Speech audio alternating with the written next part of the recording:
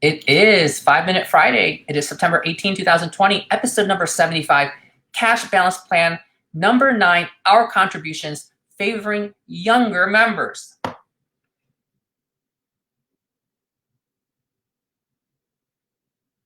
This is the 39.6 Facebook Live Finance Show, the show that teaches high earners like yourself how to make your money work for you so you don't have to work for your money.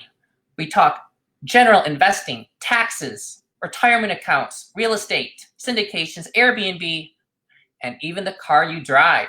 Today's episode number 9 of the Cash Balance Plan series, Our Company Contributions to Our Cash Balance Plan, Favoring Younger Members. This is take 3. I forgot to hit record the last time, and I forgot to use the right microphone the first time. This is what I get for doing a show early in the morning before I run to work. Okay, so when you approach an actuary to give you an illustration for your company, they're going to ask for the ages of all of your employees and shareholders and the amounts that they've been getting into their 401k for the prior year, including the employee and the employer contributions. Once they have this information, they can do an illustration using various different things that actuaries do to make sure that your plan would be in compliance of these top-heavy testing, to make sure that you're not giving too much of an advantage to the higher earners. So those non-highly compensated employees earn $130,000 or less. You have to make sure you're giving them enough money.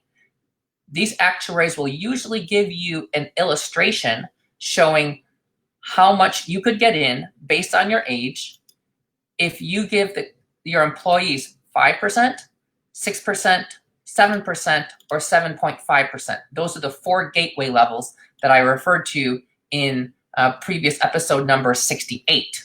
So here was our initial illustration. In blue, you can see the contribution amounts if we make sure that our employees are getting 5%, okay? They were already getting 5%. So without having to pay any additional money to employee, non-highly compensated employee 401k contributions, this is how much we could get in. $50,000 if you're 35, $90,000 if you're 45, $70,000 if you're 55, and $50,000 if you're 65. So it kind of makes a bell curve, but a little bit slanted with the midpoint more toward the younger age, okay? And this is just for demonstrative purposes. There's a curve that kind of fits in for the ages in between. However, if you give the full 7.5% to your non-highly compensated employees, so you're having to give them more money, that's how much you're giving them as a match. So if they make $100,000 and you're giving them $5,000, you'd have to bump up their employer contributions to $7,500. That would cost your company another $2,500. But it would open up the ability to increase contribution amounts based on what we call the 415C limits. If you give them 7.5%, you don't have to worry about cross-testing at all.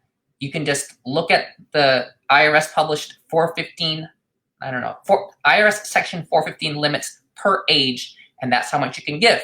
So at age 65, that was $270,000. This is based on last year, 2019. I think it's a little bit more this year. At age 55, it was $200,000. Age 45, $130,000. And age 35, $75,000. So unbelievable tax savings. And yes, in this situation, it does favor the older people, but not necessarily when you're only giving them 5%.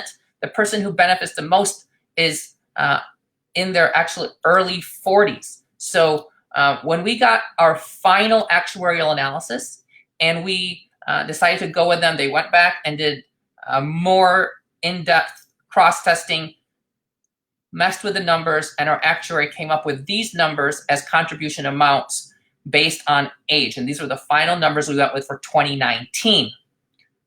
And you can see, again, this kind of bell-shaped curve. It peaked at the age of 43, and that was like $112,000. And then people who were 65, they were only getting like $51,000.